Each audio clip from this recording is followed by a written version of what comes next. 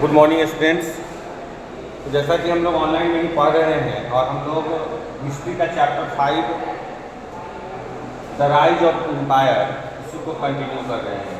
और हमने जैसा कि बताया था कि कल हम लोग अशोका द ग्रेट अशोका के बारे में पढ़ेंगे, उसी क्रम को हम लोग आगे बढ़ाते हैं और आज हम लोग अशोका द ग्रेट के बारे में पढ़ेंगे। ठीक है, ये भी माइटी मौर्यंस के ही थे, यानी मौर्यन डायनेस्टी के ही थे अशोका। ठीक है, हमने बिंदुसार और चंद्रगुप्त मौर्य के बारे में ऑलरेडी पढ़ा है और ये लास्ट रूलर है मौर्य डायनेस्टी के अशोका, इनके बारे में पढ़ेंगे। और यहीं पे हमारा ये आपका जो टॉपिक था द राइज ऑफ मगध, ये खत्म हो जाएगा। उसके बाद हम इसके अगले पड़ाव को देखेंगे, अगले टॉपिक को देखेंगे। ठीक है, चलिए हम लोग शुरू करते हैं।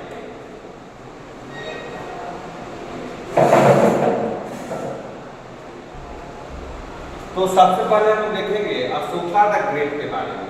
ये son of Bindusara and Shubhangi, याद रखिएगा, शुभांगी याद रखिएगा। इनकी ये माँ का नाम था। शुभांगी कौन थी? ये मदर थी किसकी? ये मदर थी अशोका की। ठीक है, और पत्नी थी किसकी? बिंदुसार की। बिंदुसार की पत्नी और द ग्रेट अशोका की माँ की नाम था शुभांगी। क्या नाम था? शुभांगी। ठीक है, याद रखिएगा। Consider one of the India's greatest impair, ठीक है ना, भारत के सबसे महान इंपेयर में इनका नाम है। ग्रेटेस्ट इंपेयर में याद रखिएगा, ये जो अशोका हैं इनको भारत के सबसे महान सम्राट में से एक रखा जाता है, या यूं कहिए तो हमने ग्रेट ऐसे ही नहीं लगाया है। अशोका द ग्रेट का मतलब है कि ये महान प्रतापी राजा में से एक थे, या यूं कहिए तो महान प्रतापी राजा ही थे। He reason he was born in 304 BC। इनका जन्म 304 BC में हुआ था। ठीक है, 304 BC में। His reign lasted from 268 BC to 232 BC, यानी 268 से लेकर 232 BC तक इनका रीजन रहा। इतना इन्होंने शासन किया। वे डायरेक्ट तो मर गए तो शासन भी खत्म हो गया। इनका तो वही था सभी का, जो जिंदा है तब तक वो शासन करेगा, मर जाएगा तो शासन भी क्या हो जाएगा? खत्म हो जाएगा। इनका जो शासन था वो 268 BC से लेकर 232 BC तक चला। एट इट्स जेनिथ, जेनिथ का मतलब होता है पीक पे। जेनिथ का मतलब होता है एट इट्स पीक। जेनिथ का मतलब होता है पीक, जब ये अपने चरम सीमा पे थे, जब अपनी एक चोटी पे थे। चोटी का मतलब जब इनका क्या हो रहा था? जब इनका उत्थान हो रहा था, जब ये जो एम्पायर था ये काफी ज्यादा क्या हो रहा था? फल फूल रहा था, फ्लोरिश कर रहा था उस समय।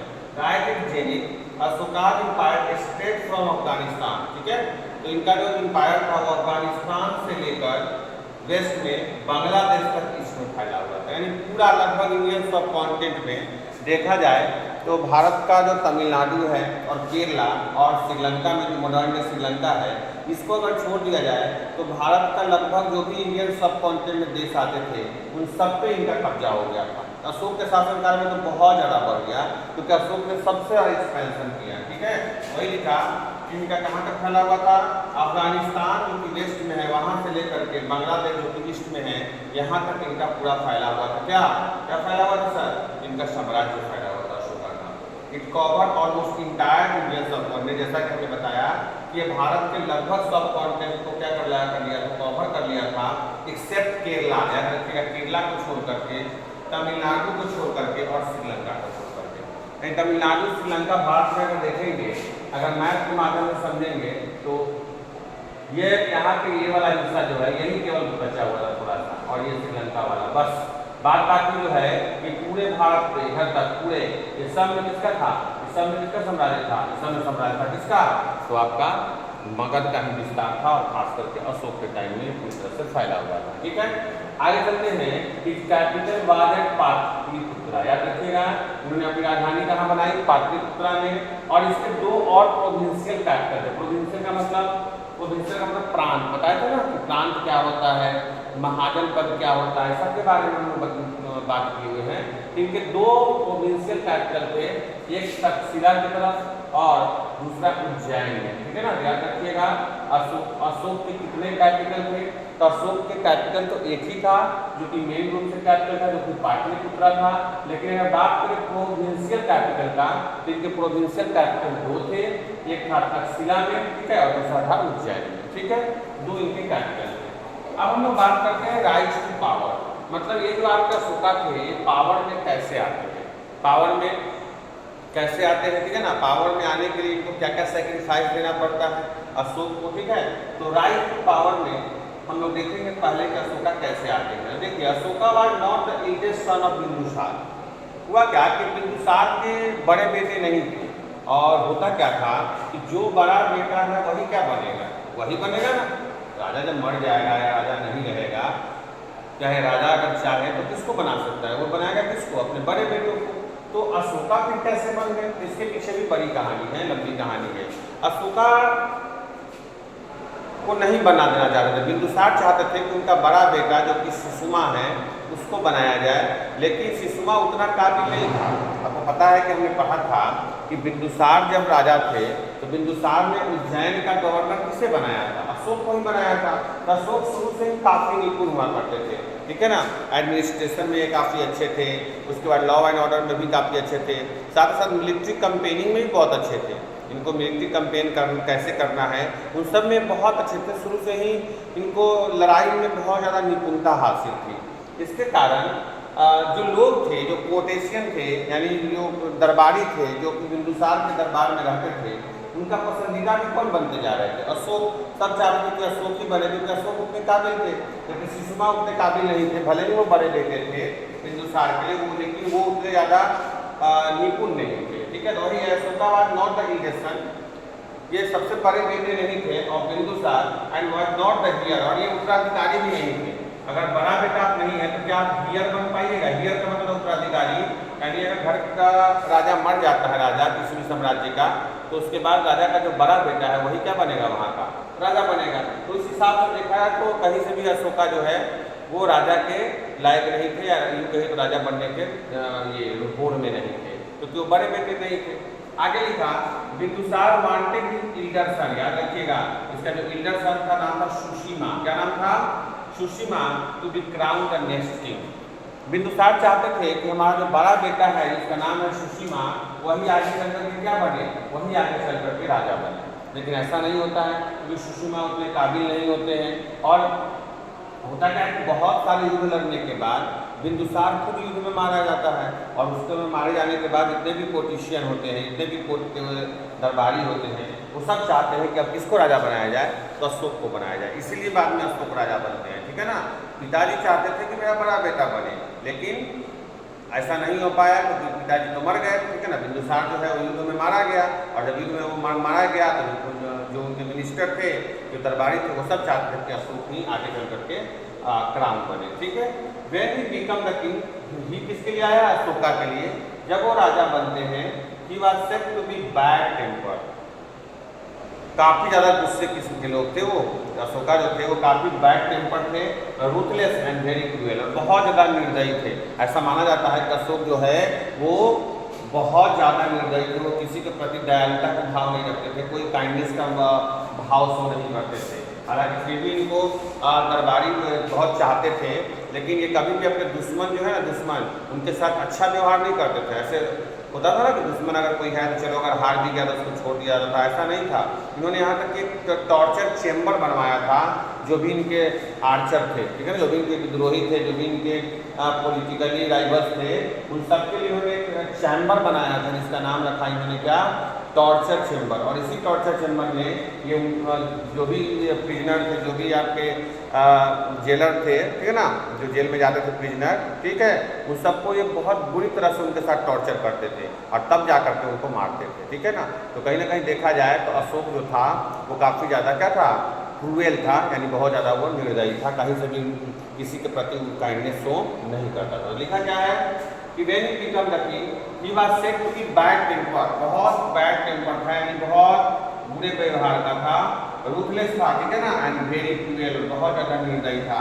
He even built a torture chamber, याद रखिएगा ये वही टॉर्चर चेम्बर है जो आज अगम कुआं में है। अगम कुआं का नाम सुने ना, अगम कुआं जो है, अगम कुआं, ठीक है ना, पटना में है अगम कुआं। इसी अगम कुआं के पास में ही ये टॉर्चर चेम्बर था, याद रखिएगा। टॉर्चर ही प्रिजनर, ठीक है ना, जो उनके कैदी थे उनको टॉर्चर करने के लिए, और टॉर्चर करके क्या करते थे, डेथ के घाट डालते थे, यानी उनको मार भी देते थे। टॉर्चर चेम्बर में इतना ज़्यादा टॉर्चर करते थे कि टॉर्चर करने के बाद उनको क्या कर देते थे, मार भी देते। याद रखिएगा, इन्होंने क्या बनवाया, एक टॉर्चर चेम्बर बनवाया। ठीक है, क्या बनवाया, एक टॉर्चर चेम्बर बनवाया, जहाँ पे ये अपने कैदियों को क्या करे, बंद करके सबसे पहले उनके साथ क्या करे, टॉर्चर करे। और टॉर्चर करने के बाद ठीक है क्या कर दे, उसको डेथ के घाट उतार दे। ठीक है, तो यहाँ तक देखिएगा कि बहुत क्रूएल था और इन्होंने टॉर्चर चेम्बर भी बनवाया था। चलते हैं हम लोग आगे देखते हैं। तो आगे है once he become the king, जब वह राजा बन जाते हैं अशोका, ये स्टार्टेड एक्सपेंडिंग एम्पायर। कोई भी बनेगा तो क्या करेगा, वो अपने एम्पायर को बढ़ाना चाहेगा, वो चाहेगा कि हमारा एम्पायर क्या हो, बहुत ज़्यादा स्ट्रेच हो। ठीक है ना, बाई कंक्वेस्ट। कंक्वेस्ट का मतलब क्या करके, विजय प्राप्त करके। तो विजय प्राप्त करके वो चाहते थे कि हमारा जो एम्पायर है बहुत ज़्यादा एक्सपेंड हो। In the 9th year of reign, जब वो अपने 8 साल कंप्लीट कर लिए थे और 9वें साल में प्रवेश कर रहे थे, उन्होंने कालिंगा के साथ युद्ध लड़ना शुरू कर दिया। अब आप कहोगे कि सर कालिंगा क्या करता, कालिंगा एक जगह है उड़ीसा का। कालिंगा क्या है, यानी कलिंग इसको पढ़ते हैं हम लोग, कलिंग। तो कलिंग में क्या है, तो कलिंग एक जगह है जो कि कहाँ है, प्रेजेंट डे। तो प्रेजेंट डे वो उड़ीसा में है। कहाँ है, प्रेजेंट डे उड़ीसा में है। उड़ीसा ही एक ऐसा पार्ट था, या यूँ कहें तो कलिंग ही एक ऐसा पार्ट था जो अशोका के उस समय क्या था, अशोका के ये क्या बोलते हैं, आर्क में नहीं था। यानी अशोका कलिंगा को नहीं अपना पा रहे थे, उसको अपने मतलब उस पर कब्जा नहीं कर पा रहे थे। और कब्जा करने का रीजन ये था कि कलिंगा एक ऐसा जगह था ना जिसपे अगर वो कब्जा कर लेते तो उनका जो नियंत्रण था वो साउथ, भारत के साउथ में वो आसानी से हो पाता। ठीक है, साथ ही साथ भारत का जो ईस्ट वाला पार्ट है, ठीक है ना, भारत का जो जिसको आप नॉर्थ ईस्ट कहते हैं, तो नॉर्थ ईस्ट में भी जाने का बहुत बड़ा मार्ग था वो कालिंग। ठीक है, तो अगर उनका मानना था कि अगर हम कालिंग को अपने विजय क्षेत्र में ला लेते हैं, कालिंग को अगर मगध में मिला लेते हैं, तो हमारे लिए बहुत बड़ा क्या है, ये स्ट्रेटेजिक पॉइंट ऑफ व्यू से बहुत इंपॉर्टेंट था। ठीक है ना, रणनीति के रूप में उन्होंने कालिंगा पे क्या किया, अटैक किया, क्योंकि जानते थे कि अगर कलिंगा हमारा हो गया तो पूरे इंडियन सब कॉन्टिनेंट पे राज किसका हो जाएगा, हमारा हो जाएगा। और कलिंग था भी हमने जैसा बताया कि कलिंग पे राज करने का मतलब है कि आप पूरे साउथ पे क्या करना, नियंत्रण कर लेना। ध्यान रखिएगा कि ये कलिंगा के साथ युद्ध लड़ते हैं, यानी कलिंगा क्या जगह है, ये वार with Kalinga which ended in 261 BC, बहुत इंपॉर्टेंट है, याद रखिएगा, जो कि 261 BC में खत्म होता है। Completed in the 8th year of Ashoka reign, और उसी समय अशोका का भी 8 साल पूरा हो जाता है। और 8 साल पूरा करने के बाद वो क्या करते हैं, युद्ध करते हैं, किसके साथ, कलिंग के साथ। 4 cities were destroyed and more than 100,000 people were killed in the war। अब देखिए ये युद्ध इतना बड़ा है, इतिहासकार कहते हैं कि 1 लाख से ज़्यादा लोग इसमें मारे गए। ये बहुत बड़ा डाटा है, ठीक है ना, ये बहुत बड़ा डाटा है। और डाटा क्या है, sir, destroyed and more than 100,000 people, यानी 1 लाख से भी ज़्यादा लोग इस युद्ध में मारे गए, वे are killed in the war. समझ रहे हो, 1 लाख उस समय में 1 लाख कितना होता है, और वो भी युद्ध में मारे जा रहे हैं। तो सोचो कि खून का क्या बहाव हुआ, खून का एकदम धारा बहता रहा होगा रोड पे। ठीक है ना, ये इतना बड़ा युद्ध था कि पूरे जगह पे, पूरे कलिंग में खून की नदियां बह रही थी। खून की कैसा बह रहा था, एकदम नदियां बह रही थी, सब जगह खून ही खून दिखाई दे रहा था, क्योंकि लगभग 1 लाख से ज़्यादा लोग मारे गए। द हॉरर ऑफ वार, ये जो वार का जो हॉरर था, हॉरर होगा ही भाई, भयानक दिखने में था।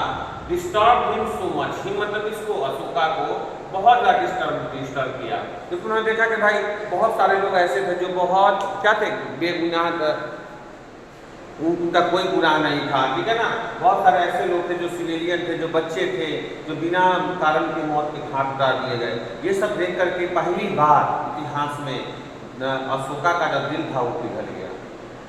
आपको पता ही है कि अशोका जो है वो बहुत निर्दयी हुआ करता था, लेकिन इतना सारा ब्लड देखने के बाद, इतने सारी मर्डर देखने के बाद, हत्या देखने के बाद, उसका जो दिल था, उसका जो दिमाग था, वो पूरी तरह से डिस्टर्ब हो गया।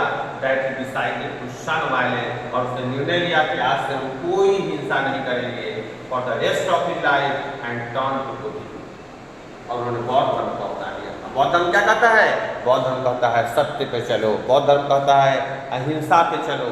ठीक है ना, तो इन्होंने क्या किया, इतने सारे मर्डर देखने के बाद, इतने लोगों की हत्या करने के बाद, या हत्या का कारण तो यही थे, अशोक ही थे, अशोक ने भी युद्ध लड़वाया था।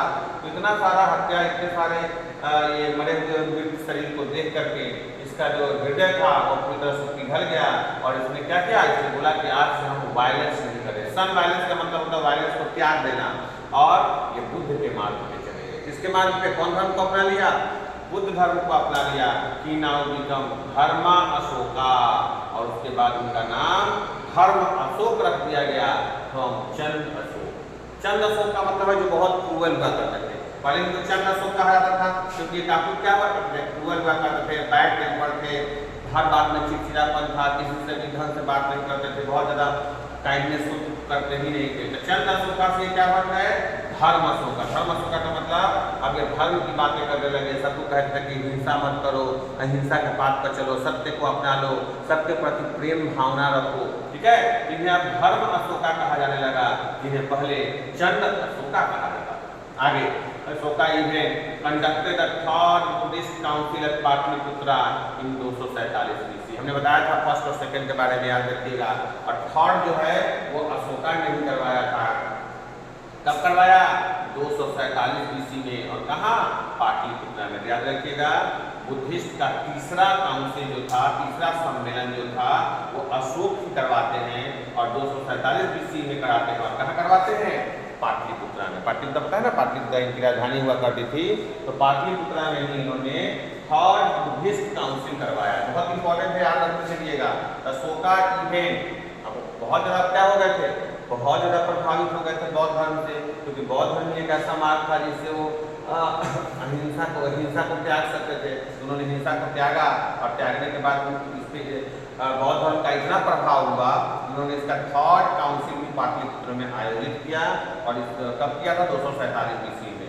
कि एस्टेब्लिश धम्म शासना, याद रखिएगा, उन्होंने धम्म शासना का भी इस्टेब्लिशमेंट किया। धम्म शासना का मतलब होता है the rule of righteousness. Righteousness का मतलब है ये चाहते थे कि सदाचार के मार्ग पर चले, उसके मार्ग पे, सदाचार के मार्ग पर चला जाए लोगों को, ठीक है ना। लोगों को किसी भी तरह का अन्याय नहीं करना चाहिए, लोगों को हमेशा से राइचियसनेस होना चाहिए। अगर आप में राइचियसनेस है मतलब आप नीति योग्य है। क्या है? आप नीति के बारे में बात करेंगे, आप मोरल वैल्यू के बारे में बात करेंगे। तो इन सब को अपना लिया। जो आदमी पहले बैड टेम्पर हुआ करता था, लेकिन कलिंग युद्ध के बाद उन्होंने बहुत सारे ऐसे लोगों का ये सौ देखा जो काफ़ी निर्दोष थे, और वही देखने के बाद उनके दिल पर इतना गहरा प्रभाव पड़ा, उन्होंने उसी दिन से क्या किया? हिंसा को त्याग दिया और बौद्ध धर्म को अपना लिया, ठीक है। तो आज हम लोग अशोका के बारे में देखे हैं। पढ़ने के लिए तो बहुत कुछ है जो आप पढ़ सकते हैं, लेकिन आपकी क्लास के लिए बहुत मोर देन इनफ है, ठीक है। आप यहाँ से बहुत कुछ चीज़ों को आप पढ़ सकते हैं।